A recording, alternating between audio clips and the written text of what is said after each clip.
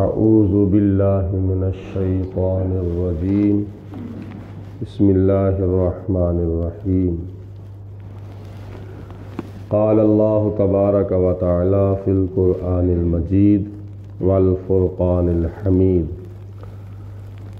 وَكُلًّا ضَرَبْنَا لَهُ الْأَمْثَالَ وَكُلًّا تَبَّرْنَا تَتْبِيرًا۔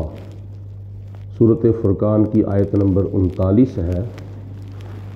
اللہ پاک نے ارشاد فرمایا کہ ہم نے ان کو سمجھانے کے لیے ہر ایک کو مثالیں دیں قرآن پاک کے اندر، گزری ہوئی قوموں کی ان کی تباہی و بربادی کے واقعات بیان کر کے ہم نے کفار مکہ کو اور ان سے پہلے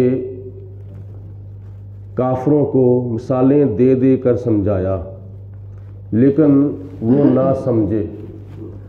جب نہ سمجھے تو پھر وَكُلًّا تَبَّرْنَا تَتْبِيرًا، تو ہم نے ان سب کو مکمل طور پر تباہ و برباد کر دیا۔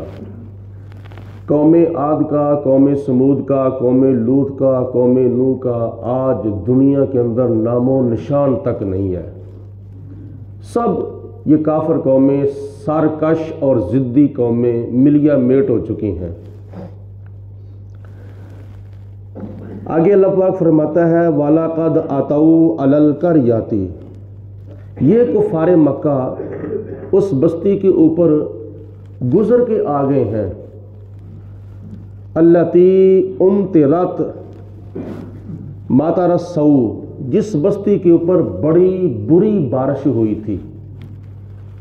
کفار مکہ جب تجارتی قافلے لے کر سفر کرتے کرتے شام کی طرف جاتے تھے تو شام کے اندر ایک شہر تھا جو کہ حضرت لوط علیہ السلام کا شہر تھا، جس کو شہر صدوم کہتے تھے۔ مفسرین نے لکھا ہے کہ اس شہر صدوم کے اوپر بارش ہوئی تھی۔ کون سی بارش؟ پتھروں کی بارش ہوئی تھی، اس لیے کہ قوم لوط کے لوگ جو تھے وہ غیر فطری عمل کرتے تھے۔ اللہ تعالیٰ کی ذات نے ان قوم کے لوگوں کے اوپر پتھروں کی بارش نازل کر دی تو ان کے نشان اور آثار نظر آتے تھے کہ یہاں اللہ تعالیٰ کا عذاب نازل ہوا ہے۔ کفار مکہ جب تجارت کے لیے سفر کرتے کرتے شام کی طرف جاتے تھے تو اس شہر صدوم کو دیکھتے تھے اور وہاں سے گزر کے جاتے تھے، گزر کے واپس آتے تھے۔ تو اللہ پاک نے ارشاد فرمایا کہ وَلَقَدْ أَتَوْا عَلَى الْقَرْيَةِ، یہ لوگ جو ہیں یہ سفر کرتے کرتے اس بستی کے اوپر سے گزر گئے ہیں، الَّتِي أُمْطِرَتْ مَطَرَ السَّوْءِ، جس بستی کے اوپر بہت ہی بری یعنی پتھروں کی بارش ہوئی تھی، پتھروں کے ساتھ ان کو ہلاک اور تباہ و برباد نیست و نابود کر دیا گیا تھا۔ أَفَلَمْ يَكُونُوا يَرَوْنَهَا، کیا یہ اس بستی کو دیکھتے نہیں ہیں؟ یعنی دیکھ کر سبق حاصل نہیں کرتے کہ اگر انہوں نے اللہ تعالیٰ کے خلاف کام کیا تھا تو ان کے اوپر پتھروں کی بارش آ گئی تھی تو تمہارے اوپر بھی آ سکتی ہے؟ تو یہ دیکھ کر سبق حاصل نہیں کر رہے، نصیحت حاصل نہیں کرتے۔ بل کانوا لا یرجون نشورا، بلکہ اس کے برعکس پھر بھی وہ مرنے کے بعد زندہ ہونے کا، اٹھائے جانے کا انکار کرتے تھے۔ کہتے تھے کہ بس مر جانا ہے، مرنے کے بعد کوئی زندہ نہیں ہونا، کوئی قیامت برپا نہیں ہونی، کوئی پل صراط نہیں ہونی، مرنے کے بعد وہ زندہ ہونے کا اس کے باوجود انکار کرتے تھے۔ وَإِذَا رَأَوْكَ، اے میرے حبیب علیہ السلام جب یہ مکے کے کافر آپ کو دیکھتے ہیں تو دیکھ کر کیا کرتے ہیں؟ أَنِ اتَّخَذُونَكَ إِلَّا هُزُوًا، یہ صرف اور صرف آپ کا مذاق اڑاتے ہیں، حقیر سمجھتے ہوئے، آپ کی حقارت کرتے ہوئے، آپ کی تذلیل کرتے ہوئے، توہین کرتے ہوئے، آپ کی تحقیر کرتے ہوئے آپ کا مذاق اڑاتے ہیں، آپ کا تمسخر اڑاتے ہیں۔ یہ مکے کے کافر جب آپ کو دیکھتے ہیں تو آپ کا مذاق اڑاتے ہیں۔ احاذ الذی، اور کہتے ہیں کہ کیا یہ وہ شخص ہے، یعنی نبی پاک علیہ الصلوۃ والسلام کی طرف اشارہ کرتے کہتے ہیں کیا یہ وہ شخص ہے بعث اللہ رسولا، جس کا یہ دعویٰ ہے کہ مجھے اللہ نے اپنا رسول بنا کر بھیجا ہے۔ مذاق بھی اڑاتے تھے اور ساتھ طنز کے طور پر یہ بھی کہتے تھے کیا یہ وہ محمد بن عبداللہ شخص ہے جس کا یہ دعویٰ ہے کہ میں اللہ کا نبی بن کے آیا ہوں، میں اللہ کا رسول بن کے آیا ہوں۔ اس طرح وہ نبی پاک علیہ السلام کا مذاق اڑاتے تھے۔ ان کادا لَيُضِلُّنَا عَنْ آلِهَتِنَا، اور وہ کہتے تھے کہ ان قریب ہم اپنے جھوٹے معبودوں سے بہک جاتے، جھوٹے معبودوں کی ہم عبادت کرنا پوجا کرنا چھوڑ دیتے، لولا ان صبرنا علیہا، اگر ہم ان کی عبادت پر پکے نہ ہوتے۔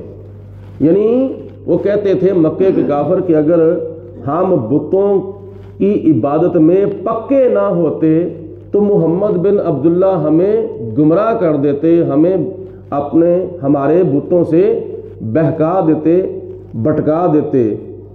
یعنی مکے کے کافروں نے یہ کہا کہ اگر ہم بتوں کی پوجا کرنے میں کچے ہوتے، پکے نہ ہوتے تو محمد بن عبداللہ ہمیں گمراہ کر دیتے۔ لیکن اللہ پاک کی ذات بابرکات کو یہ لفظ ان کا گوارا نہ ہوا کہ تم نے میرے محبوب علیہ الصلوۃ والسلام کی طرف یہ لفظ منسوب کر دیا ہے کہ یہ ہمیں گمراہ کر دیتے، ہمیں بہکا دیتے۔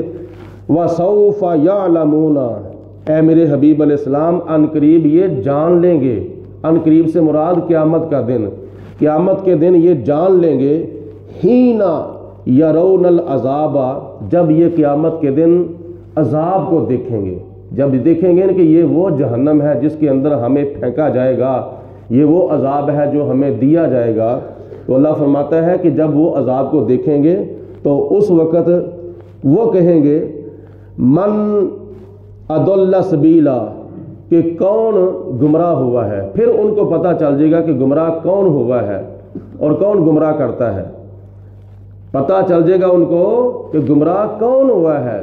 آج تو آپ کو کہتے ہیں نا کہ آپ ہمیں گمراہ کر دیتے اگر ہم بتوں کی پوجا میں پکے نہ ہوتے، تو قیامت کے دن پتہ چلے گا کہ دنیا کے اندر کون گمراہ ہوتا تھا اور کون گمراہ کرتا تھا۔ ارائیت من اتخذ الہہ ہوا، اے میرے حبیب علیہ السلام کیا آپ نے اس شخص کو دیکھا ہے کہ جس نے اپنی نفسانی خواہشات کو اپنا معبود بنا لیا ہے؟ کیا آپ نے اس شخص کو دیکھا ہے؟ یعنی اپنی خواہشوں کو اپنا معبود بنا لینا یہ بھی کافروں کا طریقہ ہے۔ روایات میں آتا ہے، مفسرین نے لکھا ہے کہ ایک ایسا شخص کافر تھا جو ایک پتھر کی ایک بت کی پوجا کرتا تھا، تو اس کی پوجا کرتے کرتے کسی جگہ پر نہ اس کو اس سے زیادہ خوبصورت بت اور خوبصورت پتھر مل گیا، تو اس نے پہلے پتھر کی پوجا چھوڑ دی اور نئے ملنے والے پتھر کی پوجا شروع کر دی۔ یعنی اس کا جو دل تھا کرتا تھا کہ میں اب اس کی پوجا چھوڑ دوں اور اس کی پوجا شروع کر دوں، یہ اس سے زیادہ خوبصورت پتھر ہے۔ تو یہ اس میں حقیقت میں اس کی اپنی مرضی تھی اور اپنی خواہش تھی۔ تو اللہ تعالیٰ فرماتا ہے اے میرے حبیب علیہ السلام کیا آپ نے ارائیتا دیکھا ہے اس شخص کو من اتخذ الہہ ہوا، جو اپنی خواہشات کی پوجا کرتا ہے۔ افانت تکون علیہ وکیلا، کیا آپ ان کی حمایت کر سکتے ہیں؟ کیا آپ ان کی مدد کر سکتے ہیں؟ نبی پاک علیہ الصلوۃ والسلام کو اللہ تعالیٰ نے فرمایا ہرگز آپ ان کی حمایت نہیں کر سکتے۔ ام تحسبوا، کیا آپ ان کو گمان کرتے ہیں ان اکثرہم یسمعون، کہ وہ آپ کی باتوں کو سن کر، ان کے اکثر لوگ جو ہیں وہ سن کر یاقلون، یا سمجھیں گے یا سنیں گے، کیا آپ ان کو یہ گمان کرتے ہیں کہ آپ کی باتیں وہ سنیں گے اور سن کر سمجھ جائیں گے؟ نہیں، کبھی بھی وہ آپ کی باتیں سن کر سمجھیں گے نہیں۔ اس لیے انہم الا کالانعام، بے شک وہ تو ہے ہی جانوروں کی طرح ہے، حالانکہ خدا تعالیٰ نے ان کو انسان پیدا کیا تھا، 2 آنکھیں دی تھیں دیکھنے کے لیے، 2 کان دیے تھے سننے کے لیے، 1 زبان دی تھی بولنے کے لیے، 2 ہاتھ دیے تھے کام کرنے کے لیے، 2 پاؤں دیے تھے چلنے کے لیے، ان کے سر کے اندر دماغ بھی تھا، ان کے سینوں کے اندر دل بھی تھا، سب کچھ انسان کا اللہ پاک نے ان کو دیا تھا، انسان بنایا تھا۔ لیکن جب انہوں نے نبی پاک علیہ الصلوۃ والسلام کی مخالفت کی، حضور علیہ الصلوۃ والسلام کا مذاق اڑایا، نبی پاک علیہ الصلوۃ والسلام کو پتہ نہیں انہوں نے کیا کچھ کہا اور حضور کی بہت مخالفت کی اور گستاخی کی اور بے ادبی کی، تو اللہ تعالیٰ نے ان کو کیا کہہ دیا؟ یہ انسان ہی نہیں ہے بلکہ کیا ہے؟ انہم الا کالانعام، یہ تو چوپایوں کی طرح ہے، یہ تو جانوروں کی طرح ہے، بل ہم اضل سبیلا، بلکہ یہ ان سے بھی زیادہ گمراہ ہے، ان سے بھی زیادہ یہ برے ہیں، ان سے بھی زیادہ یہ حقیر ہیں۔ پہلے فرمایا یہ جانوروں کی طرح ہیں، آگے فرمایا یہ ان سے بھی گئے گزرے ہیں۔ حالانکہ جانوروں کے پاس بھی کچھ تھوڑا بہت شعور سمجھ ہوتی ہے، اس کو بھی پتہ ہوتا ہے یہ میری جنس ہے، اگر بھینس ہے تو اپنے بچوں کو سمجھتی ہے، گائے ہے تو اپنے بچوں کو سمجھتی ہے، اور ان کے سامنے چارہ ڈال دیا جائے تو ان کو پتہ ہے کہ ہم نے منہ نیچے کر کے کھانا ہے، پانی پینے کے لیے منہ نیچے کرنا ہے، ان کو پتہ ہے کہ ہمارا مالک ہمیں پیچھے سے کیا کہہ رہا ہے، کس طرف اشارہ کر رہا ہے۔ اللہ پاک فرماتا ہے کہ یہ لوگ جو ہیں مکے کے کافر، نبی پاک علیہ السلام کے گستاخ اور بے ادب اور حضور کے منکر جو ہیں، یہ جانوروں کی طرح ہیں اور بلکہ جانوروں سے بھی گئے گزرے ہیں۔ یہ ہے نبی پاک علیہ السلام کی گستاخی کا انجام، اور نبی پاک علیہ الصلوۃ والسلام کی باتوں کے اوپر غور نہ کرنا، نہ سننا، نہ سمجھنا، ان کے اوپر عمل نہ کرنا، یہ ہے ایسے کاموں کا انجام۔ تو اللہ رب العالمین کی ذات ہمیں اپنا خوف عطا فرمائے، نبی پاک علیہ الصلوۃ والسلام کا زیادہ سے زیادہ ہمیں ادب و احترام کرنے کی توفیق عطا فرمائے۔ وآخر دعوانا ان الحمدللہ رب العالمین۔ درود پاک والصلاۃ والسلام علیکم یا سیدی یا رسول اللہ وعلی آلک وصحبہ یا حبیب اللہ، صلاۃ والسلام علیک یا سیدی یا رسول وعلی آلک وصحبہ خاتم النبیین۔ اللہم صلی علی سیدنا و مولانا محمد معدن الجود والکرم وآلہ وصحبہ وبارک وسلم۔ ربنا آتنا فی الدنیا حسنۃ وفی الآخرۃ حسنۃ وقنا عذاب النار۔ اللہم اید الاسلام والمسلمین، اللہم اید الایمان والمؤمنین۔ ربنا اغفر لی ولوالدی وللمؤمنین یوم یقوم الحساب، واعف عنا واغفر لنا وارحمنا انت مولانا فانصرنا علی القوم الکافرین۔ یا اللہ پاک ہمیں اپنا خوف عطا فرما، نبی پاک علیہ الصلوۃ والسلام کا عشق اور حضور کی محبت عطا فرما، نبی پاک علیہ الصلوۃ والسلام کا ادب و احترام کرنے کی توفیق عطا فرما، حضور علیہ الصلوۃ والسلام کی فرمائی ہوئی تعلیمات پر عمل کرنے کی توفیق عطا فرما، جہنم کے راستوں سے بچنے کی توفیق عطا فرما، جنت کا راستہ اختیار کرنے کی توفیق عطا فرما، شیطان کے شر سے، نفس کے دھوکے، موت کی سختی، قبر کے عذاب، حشر کی شرمندگی، دنیا اور آخرت کی ذلت اور رسوائی سے محفوظ رہنے کی توفیق عطا فرما۔ یا اللہ پاک ہماری دعاؤں کو قبول منظور فرما، ہماری نمازیں قبول فرما، سب کے کاروبار میں، مال جان میں برکتیں عطا فرما، رزق حلال میں وسعتیں عطا فرما، لقمہ حرام سے بچنے کی توفیق عطا فرما، حقوق اللہ اور حقوق العباد ادا کرنے کی توفیق عطا فرما، بیماروں کو شفاء کاملہ صحت عاجلہ عطا فرما، جو ہمارے مسلمان بہن بھائی مقروض ہیں یا اللہ ان کو قرضے سے چھٹکارا عطا فرما، جو بے اولاد ہیں یا اللہ ان کو فرما بردار اولاد عطا فرما، ہم سب کو اپنے دین ایمان کے اوپر استقامت نصیب فرما، مرتے وقت کلمہ پڑھنا نصیب فرما، قبر و حشر میں ہمیں اور ہمارے تمام فوت شدہ مسلمان بہن بھائیوں کو نبی پاک علیہ السلام کی زیارت اور شفاعت، قرآن کی زیارت اور شفاعت نصیب فرما۔ وصلی اللہ علی حبیبہ محمد وآلہ وصحبہ۔